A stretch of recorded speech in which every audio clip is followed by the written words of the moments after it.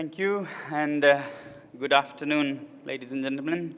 I bring you greetings from the mountains of Ladakh, and I see some people from Ladakh, some nuns, and I say Jule and Chaksal to them, and to all of you, Jule, as we greet in Ladakh. Jule. It's a great feeling being among so many educators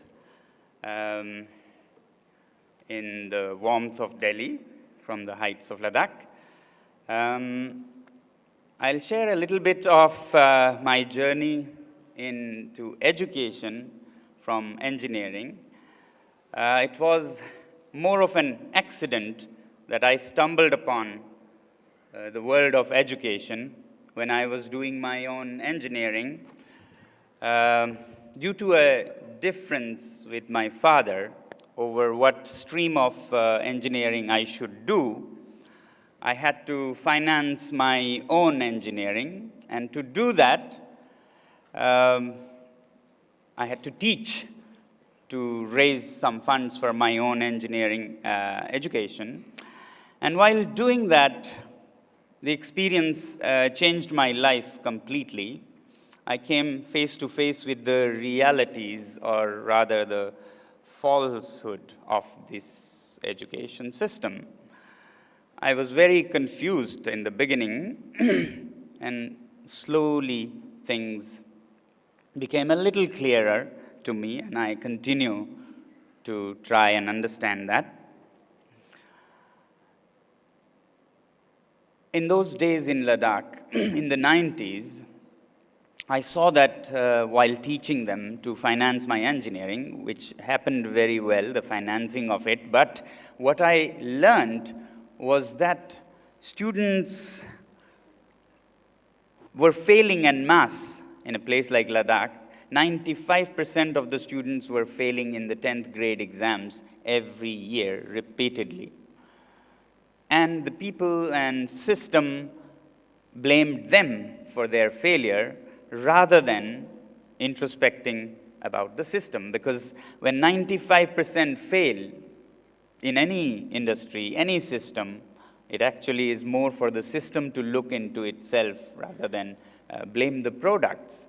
So that's when I started questioning the system and trying to see what was wrong with it and what could be corrected. I was amazed to see that these students who would fail in their exams were actually so bright, so kind, everything about them was right and nothing wrong. And yet, year after year, they would fail, they would be blamed for being bad, for being almost like retarded or primitive mountain people and so on. And then I saw that if you look into the depths of the system, they were made to go through a ritual that made no sense for anybody. A ritual of something that in Ladakh came from a place like Kashmir. A copy was sent to Ladakh, and this copy to Kashmir came from New Delhi, and this copy of the copy that came from New Delhi came from London. And a copy of a copy of a copy that landed in the mountains at 12,000 feet didn't make any sense to the people there. The worst part was that it seemed it didn't make much sense in London either.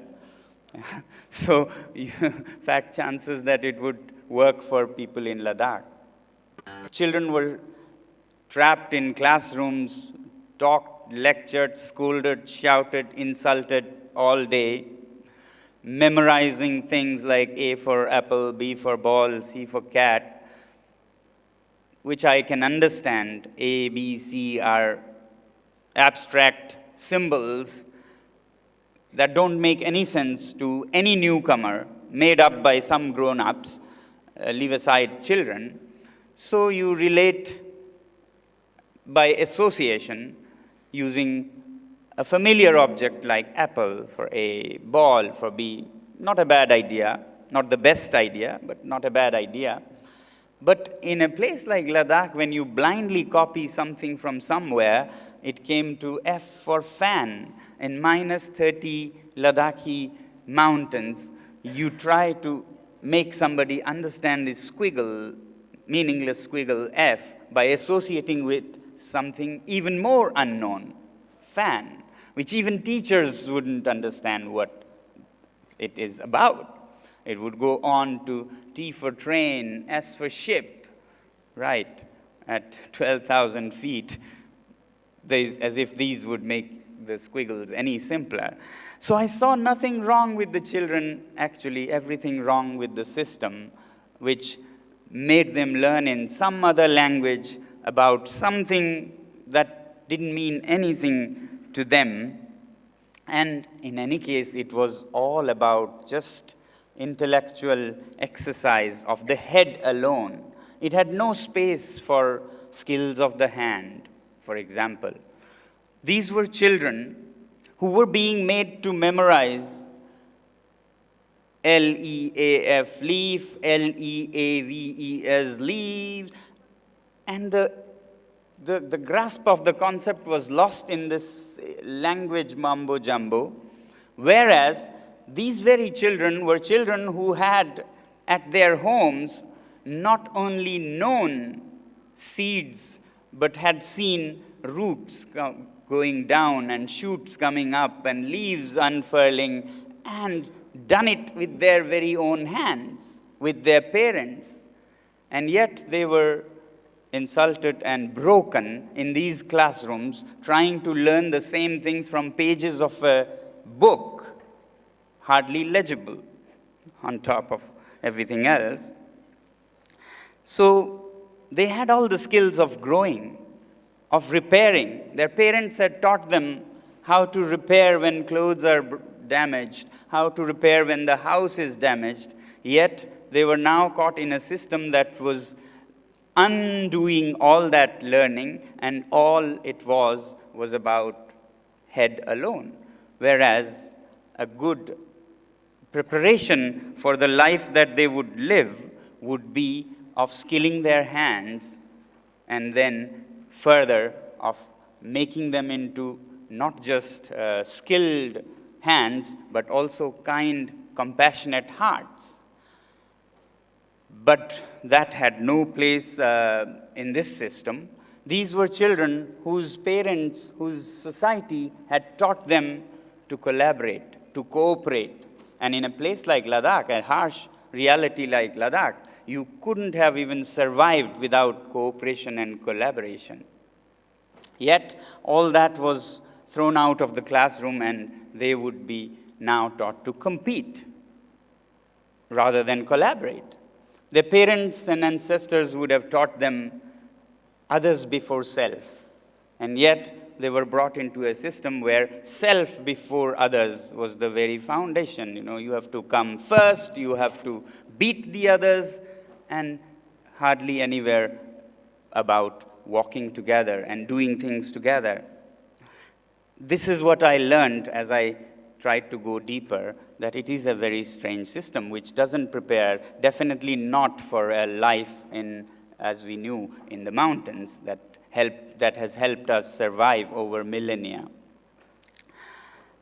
And to look at what the outcomes of this system was, I was amazed and shocked to see that the best of the educated or newly educated countries like in the East, say Japan or Korea, you would think many good things would happen. Yes, technologically, outwardly, a lot of things had happened. But inwardly, what I saw was that people were, rather than becoming happy and enlightened, were more depressed and committing suicides. Highest suicide rates you find in some of these highest educated places.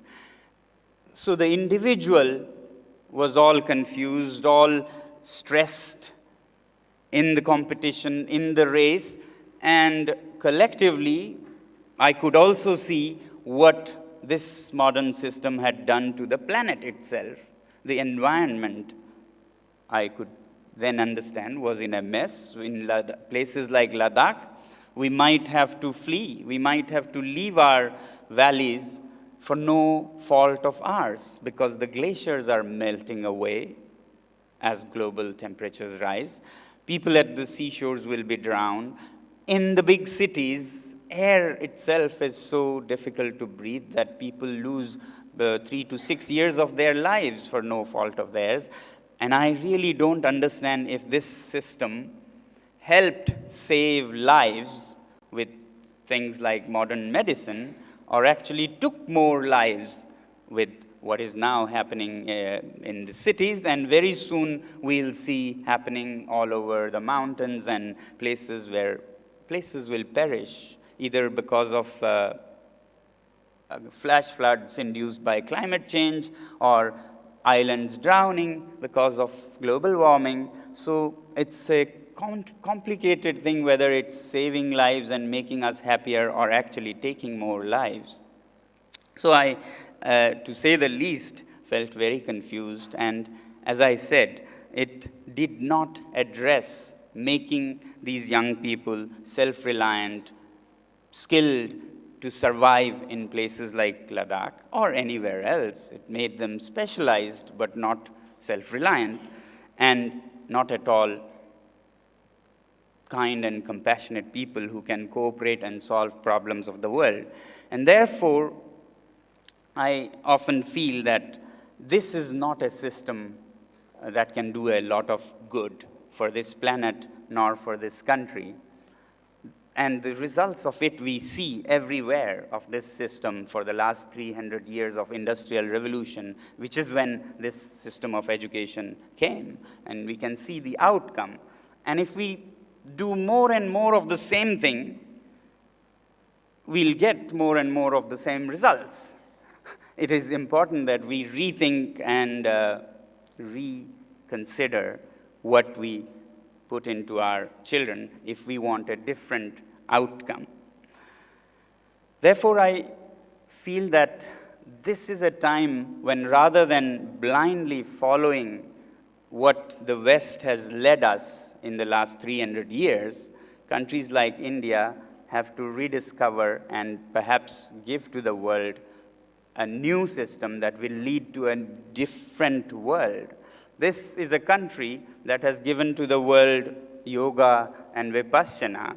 I don't see why this country in education needs to chase after IBs and Cambridges, which is also not leading to a great future. So why can't we have this country evolve and share with the world a new system that not only is all about head, but also about hands, experiential learning, preparing for life, but then hands alone will be also very small out of something like education, making it, menializing it.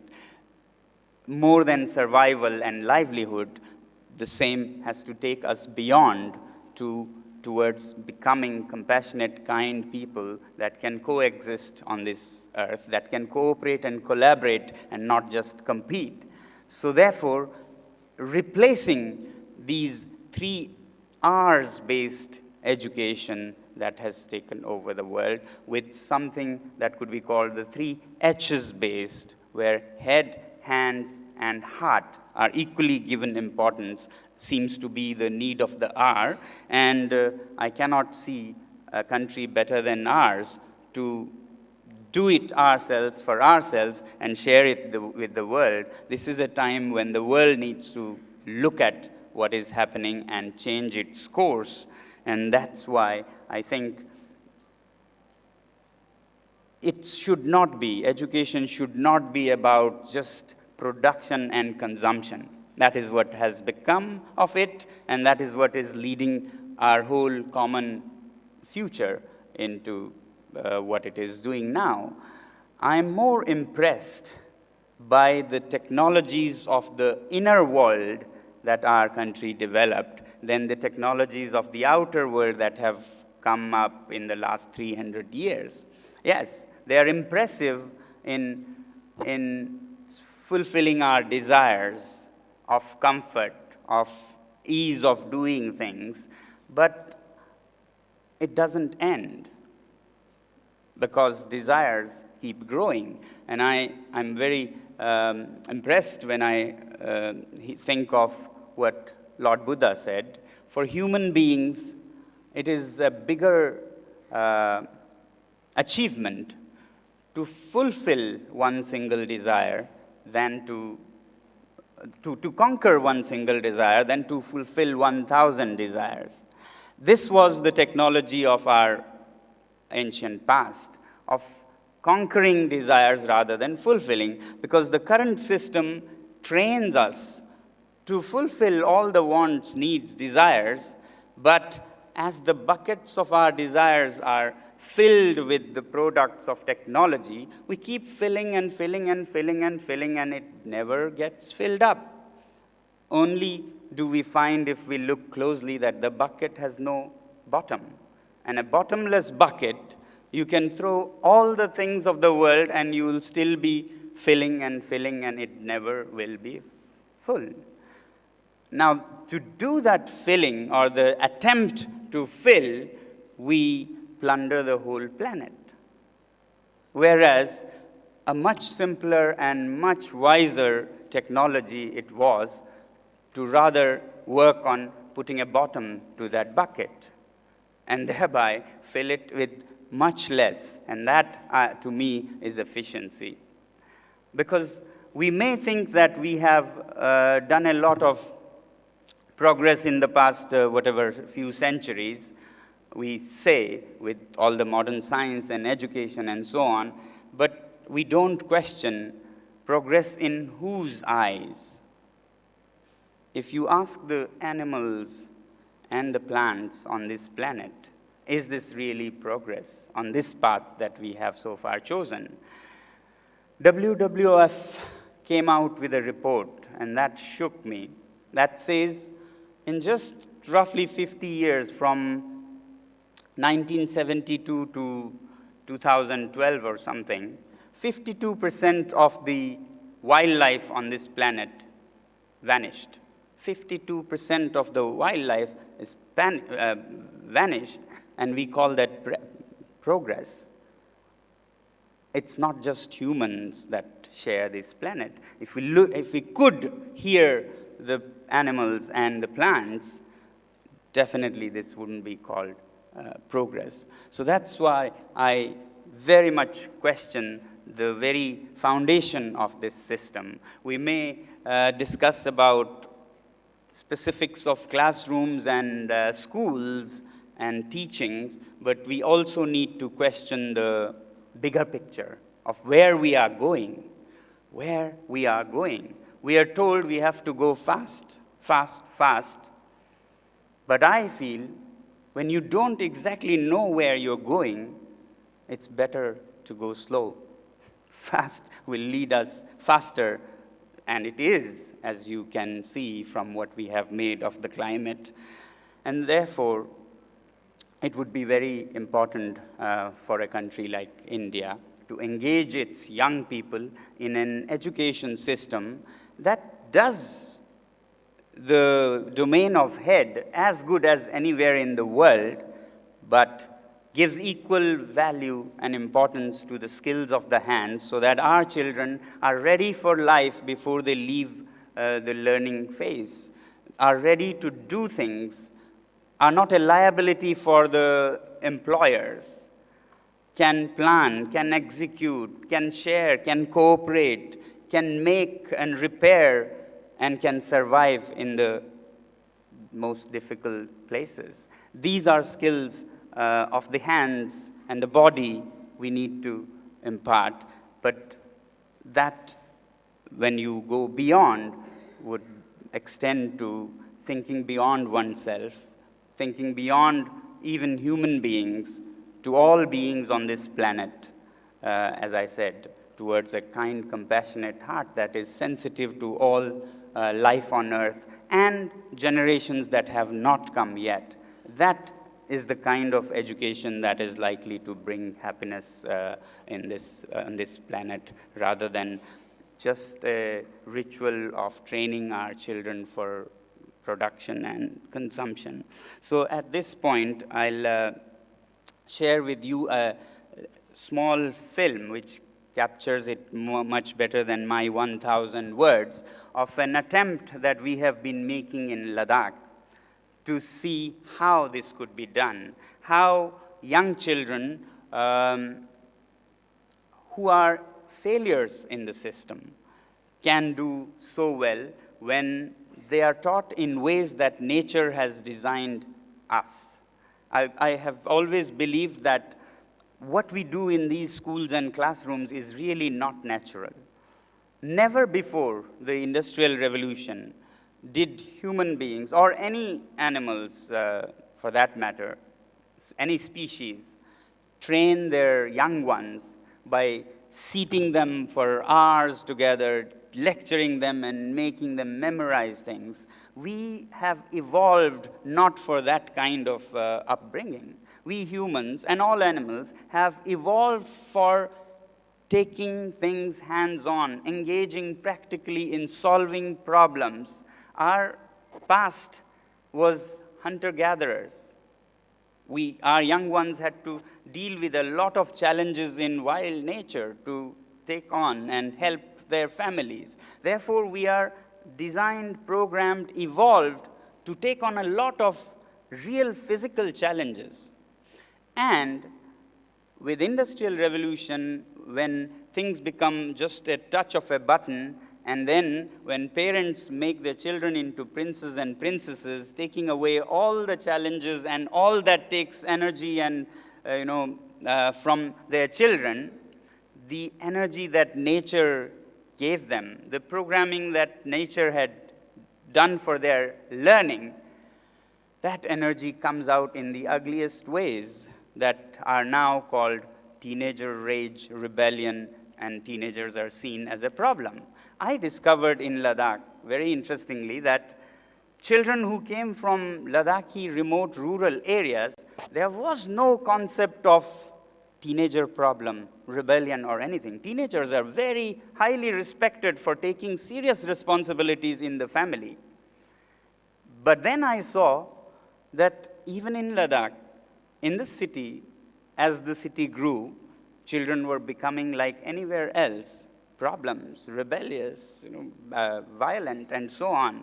This convinces me, or at least I hypothesize, that there is something fundamentally wrong in how we are dealing with how human beings have evolved. And then I saw an analogy in nature, and I'm even more convinced. I'll share with you the analogy I saw.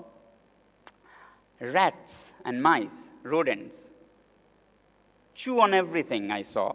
Chew on walls, chew on doors, all the time. And I used to wonder if they eat wood or something. But no, they don't. But they have to keep chewing all the time. I learned then that it is such a beauty of nature that they are programmed by nature to survive. And their teeth, therefore, grow at the same rate as in the wild nature they would chew on foods, rough foods. So these rodents have a growth of roughly 2.8 millimeters per week of their teeth. And this is designed with roughly the friction that would erode or eat away their teeth.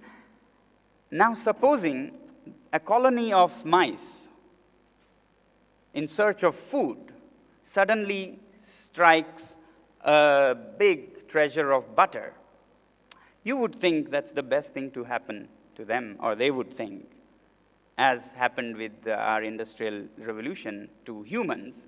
Everything becomes so simple. Now they can just eat butter. They would think it's the best thing, but within 1 year, their teeth would go 4 inches up, 4 inches down, growing but not wearing out, and they would all perish because of that. This is what I feel is happening with human young ones also. We are programmed with so much energy in our young ones to tackle real physical challenges that suddenly when everything is outsourced to machines, and in our homes and in our schools, children are kept away from any challenges, any problems that they could solve, we think we are doing the best thing for them by getting everything ready for them. They have hardly any challenges that they are designed and evolved to take on, and all that energy comes out as violent ways. And therefore, it is very important that our education system actually cashes in on this programming of nature and actually helps children take responsibilities in home, in schools, serious responsibilities, even sometimes dangerous responsibilities. That is when they mature, they grow, they become responsible, and definitely not problems. So just to share with you how we tried solving some of these problems in Ladakh, we first worked with the government school systems to change the system in the villages so that 95%, as I said, would not fail in the first place. When that changed and less students failed, we were concerned about those who still failed. And for them, we started a very special school where all these things that I said were applied, of engaging them, of channelizing their energies in running the school, making them partners in the school system rather than problems to be handled. Everything changed for the school, everything changed for the students also, and so much so that this transition from 3 R's to 3 H's, we believe, could be an answer for many children who are subjected to so much in the name of education, not just in Ladakh, not just in India, but world over. Perhaps we could do something about that. I'll, at this point, request this short film to be shown, which will, as I said, give you in images that I cannot explain in words, because Ladakh is very different from anything you have in your environment here. Can we have that short film? I've never let my schooling interfere with my education, so said Mark Twain. How about you? Do you miss your school or college days? You perhaps do, but perhaps not for the classrooms and teachings. You actually perhaps wished every day that the school be closed the next day so you could stay home. But here's a school in Ladakh where the most dreaded punishment is to be sent home for 2 weeks, where students learn by doing things, where they engage in various innovations to solve real-life problems like climate change, where they run the school themselves like a little country with an elected government and learn management and governance that way, where they learn communication by running the campus newspaper and radio, science by designing and building their own school, solar-heated mud buildings that stay at plus 15 even when minus 15 winters, kindness and compassion through introspection and meditation. A school where the criteria of admission is not your percentage, but that the conventional system has failed you. Hi, I'm Sonam Wangchuk from Ladakh, a remote mountain region in the Indian Himalayas. 25 years ago, when I was finishing my own engineering education, I saw that schools were a pain for everyone. But for mountain children, it was doubly painful and irrelevant. Children who spoke Ladakhi or Tibetan at home were made to sit all day memorizing in alien languages like Urdu or English.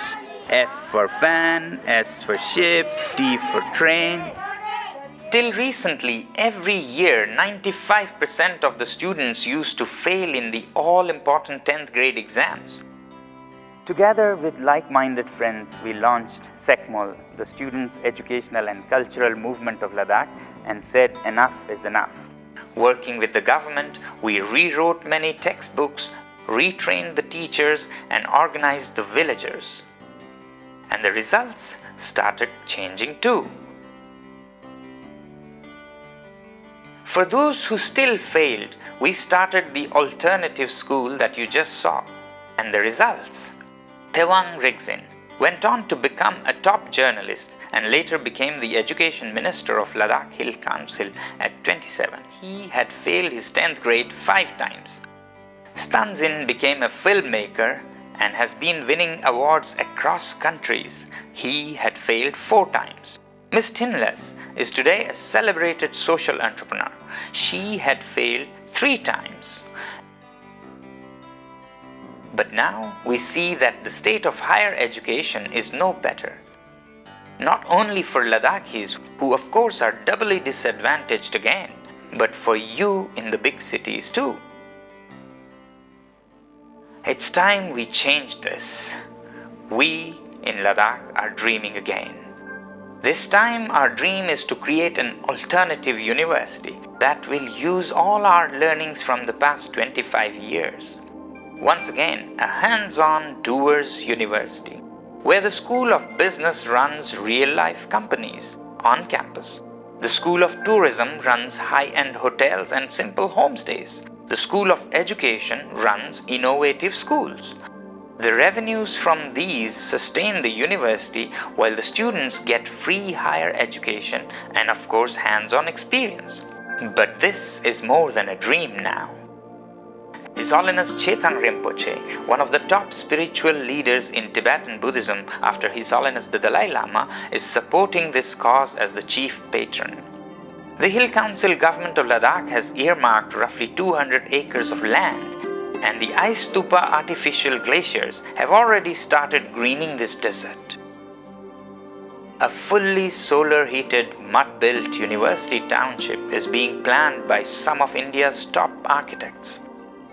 Together, let's start the next learning revolution, where education is not limited to just the 3 R's, all too much to do with the head alone, where skills of the hands and kindness of the heart are given equal importance. Sure, it would take significant financial resources to materialize this ambitious dream. Recently, I was awarded the prestigious Rolex Award for Enterprise for the ice stupa artificial glaciers. Sonam, Wangchuk. I contribute my Rolex Award as a seed for this cause. Thank you very much. I have decided to contribute the roughly 1 crore rupees as a seed fund to finally raise 150 crore rupees for the first phase of the project. And I very much hope that you all will join me and match this contribution according to your capacities. Together, we can change the face of higher education forever, not just for Ladakh, but for the whole world. So join us. The future has already begun. Thank you. Thank you. Thank you. So, ladies and gentlemen, what I'm talking about is changing the bigger picture, not just fiddling with little things, but also daring to change the bigger picture from 3 R's to 3 H's to lead to a next learning revolution, which perhaps could come from India and go to the world. If we can learn from the world through IBs and Cambridges, we can also, there's nothing wrong with that, but we can also dare to think of an Indian baccalaureate or a Nalanda baccalaureate that encompasses all of these. That is what the world needs today. And regarding that, in Ladakh, we are starting our work, and we are holding an education conference this September 15th to start a discussion on what can be done to change the bigger picture towards the next learning revolution. You're welcome to join. We have put some posters and things there, and my friend Himanshu will give you any of these posters there, because one thing I wanted to say is that in this discussion, we very much wanted that children from schools themselves, those who are affected most by this system, should also express their opinions. So we have launched a sort of a fun competition where they can write what they want to see in their future universities. And based on what they contribute, we'll award them with a trip to this confluence in Ladakh. So you are welcome to spread the word among your students. Take these posters from Himanshu there, and teachers who promote this, to promote most children contributing their ideas towards how they would like their system to be will also win places to this conference. So thank you very much. Please join hands towards the next learning revolution. Thank you.